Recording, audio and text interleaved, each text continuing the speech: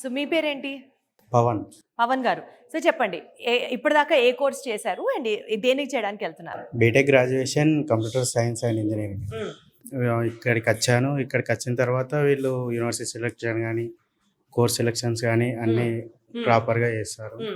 వేరే కన్సల్టెన్సీ దగ్గర ఇంత నమ్మకం అంటే మీరు వెళ్ళారా వేరే కన్సల్టెన్సీ? వెళ్ళాను. వచ్చారా?